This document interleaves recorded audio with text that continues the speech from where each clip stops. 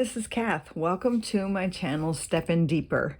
My prayer is that today, as we study God's Word, that we will just grow closer in our walks with Him and that we will step in deeper into our walk with Him.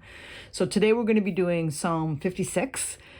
So let's read first a verse from the Bible, and then we're going to pray, and then we will jump right into Psalm 56. So today we're going to be looking at or praying over Psalm 119, verse 152. Long ago, I learned from your statutes that you established them to last forever. So God, we know that your word is true, but we also know that your word is forever, that you don't change, that all that you say and all that you do in your word lasts forever. And God, I'm so thankful for that, that we have a solid foundation to stand on, that we never have to worry about things changing when it comes to you.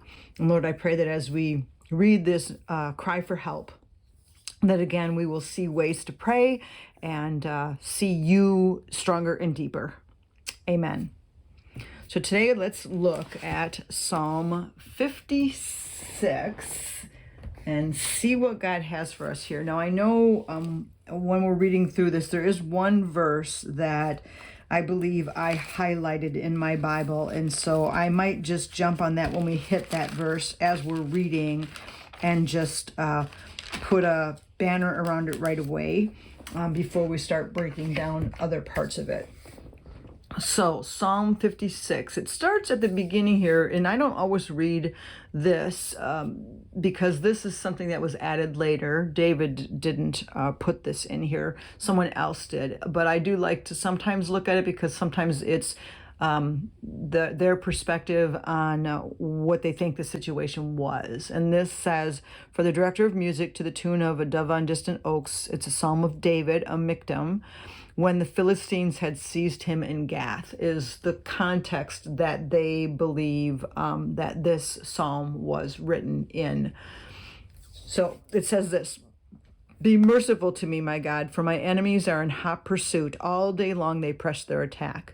My adversaries pursue me all day long. In their pride, many are attacking me. When I am afraid, I put my trust in you. In God, whose word I praise, in God I trust and am not afraid. What can mere mortals do to me? Now I'm going to stop right there because that is such an amazing verse. So I am going to put a banner around this.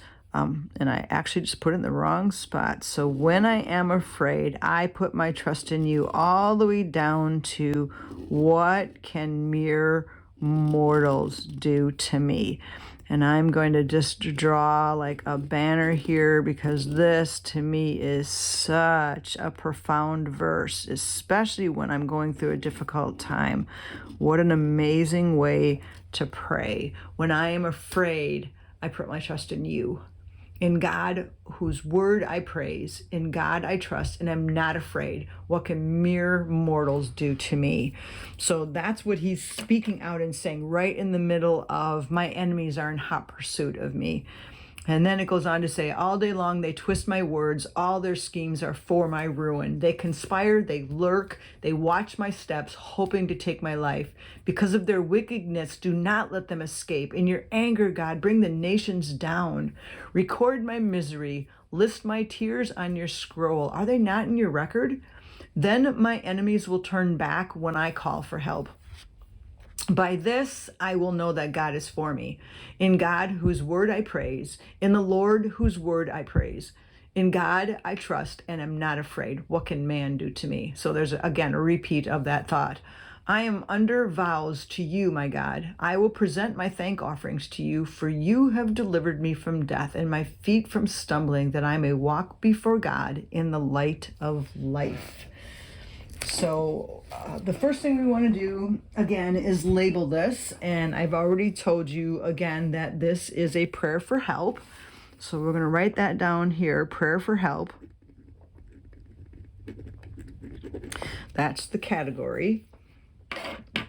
And we see so much of it. It is a prayer for help, but so much of it is embedded with this trust in God's care and how God is going to work. The other thing that we see in this psalm is that there are actually questions in this psalm, and we're going to call them like a rhetorical question, but they're a rhetorical question to help us understand like where our walk with God should be. And there's actually 5 of them. So these 5 rhetorical questions serve to offer a different perspective on our immediate troubles and move anyone listening from a human perspective to a eternal perspective. So one of the questions, so what I'm going to do is mark them, but I also have attached below a document that has the 5 rhetorical questions and kind of my thoughts on all of that. So I am going to glue that in there, but I'm going to walk through it with you first before we do that. So the first rhetorical question is, what can flesh or what can mere mortals do to me? So here it is here, what can mere mortals do to me? And then over here, he repeats that same question. And so you can label it twice. That's how you'll get your 5. But to me, 2 of them are the same, basically the same question. What can flesh do to me and what can man do to me? That's one of the questions. And then another question that we have is, are my tears not recorded? So we're going to do my tears. Are they not in your record? So God knows all the things that we're struggling with and the tears that we have when we're walking through the difficult times. So are my tears not in your record? Okay, so the other 2 questions are actually in the NIV version are not listed as questions, and that's why it's a little confusing where they are. But the other one is in verse 7. In verse 7, in other versions, it says, "For their iniquity will they be delivered?" So this is a question in other versions of the Bible.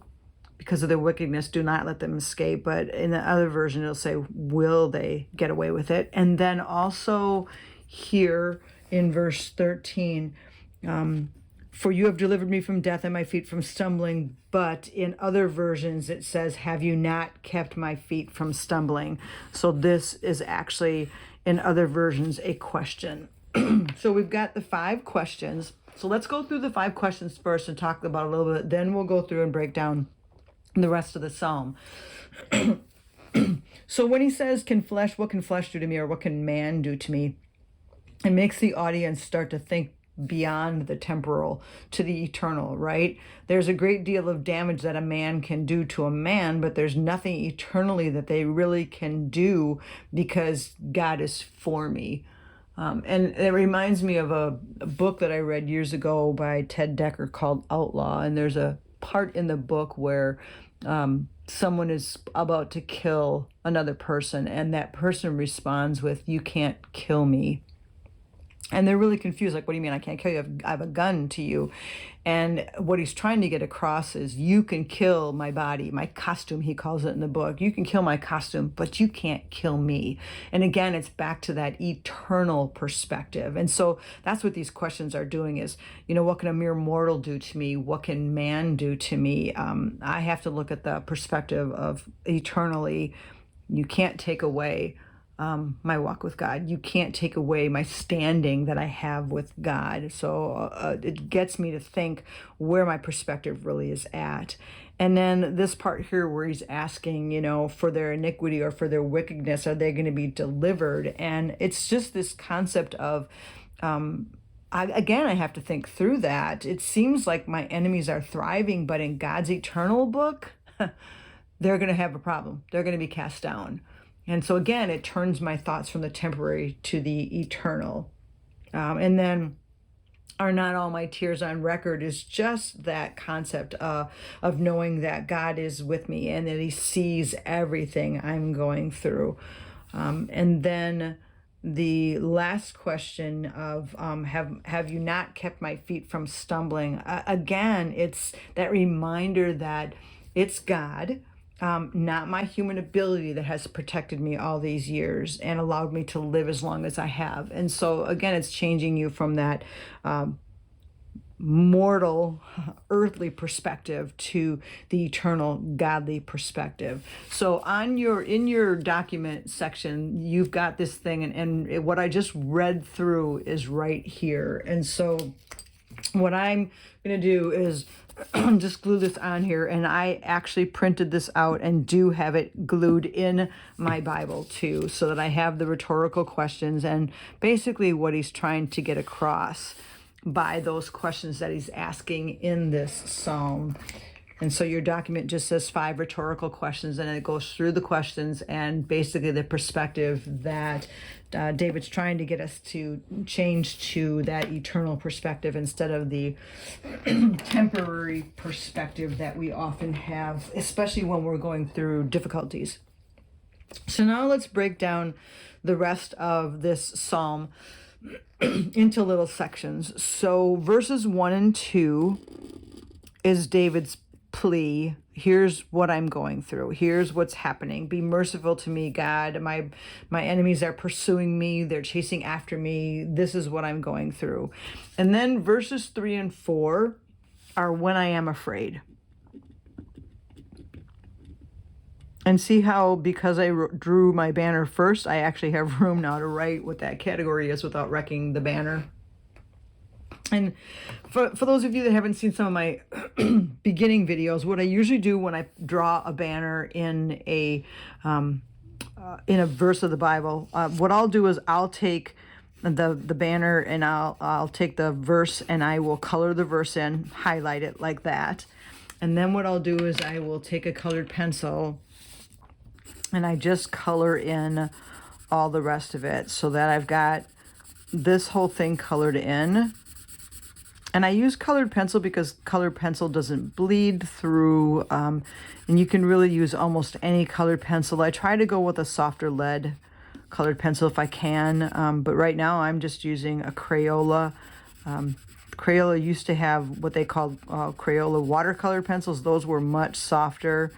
So if you can just find one that's a softer lead so you're not worrying about ripping your Bible. But you see how I kind of put the color all the way in amongst it, but it stands out because it's this huge banner in your Bible. But I love doing that on verses that I want to go back to and remember. So that is the section of what he's going to do when he's afraid.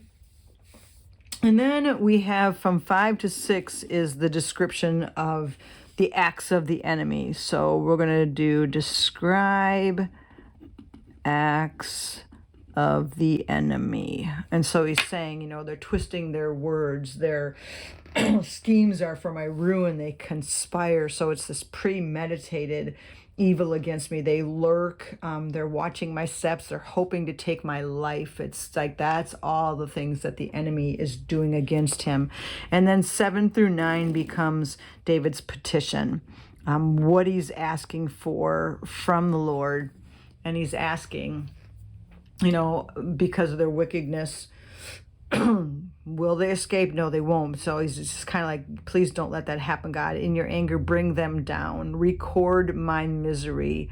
Then my enemies will turn back when I call for help. So then my enemies will stop pursuing me when you step in and answer this, is basically what he's saying there. And then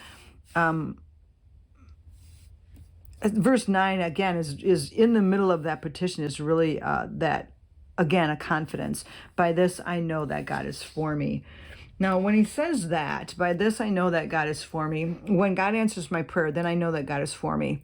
And again, that's part of that ancient philosophy, thought that if things are going good, God is with me, and if things are going bad, God is angry at me. And again, he's saying, if you turn back my enemies, if you answer my plea, if you answer my cry, then I'll know that you're with me.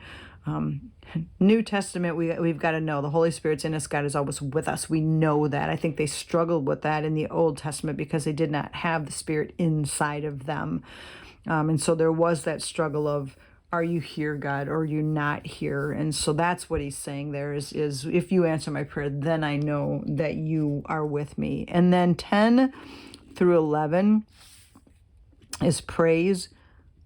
So after he tells God his petition, after he, as Psalm 55 said, cast your cares on him, he's casting his cares on the Lord, and then he's praising him.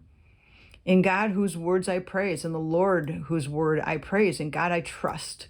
That's why I'm not afraid, because I am putting my trust in God. So there's that total turn of confidence that God's going to answer. And that's why I'm already going to praise him. And then 12 and 13 is a promise to God.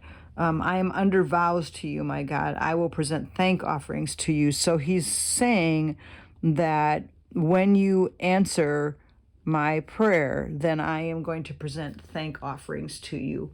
For you have delivered me from death. He's like, I know you're going to do this, so I am going to present thank offerings to God.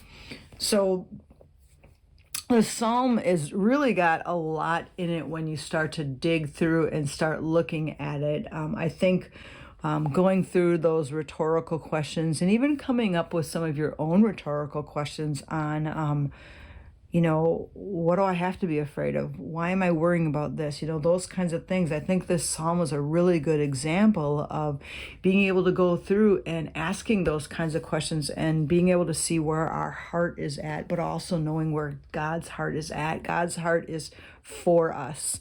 And we can turn, and when we're afraid, know that we can put our trust in him.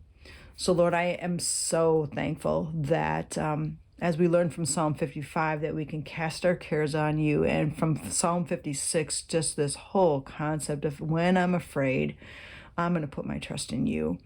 And so, God, I pray that you would help us change our perspective when we're struggling from the temporal to the eternal. God, that we'd begin to see things like you do, and that we'd begin to see things from your perspective, God, so that we can walk in confidence, knowing that you are a God who hears, knowing that you are a God who sees, knowing that you are a God that knows, and that we are never alone. Thank you, God. We worship you and we honor you for who you are and how you work. Amen. Well, thank you for joining me for this wonderful psalm, and just a great psalm to go back again and pray through and let the Lord help you when you're struggling. See you next time.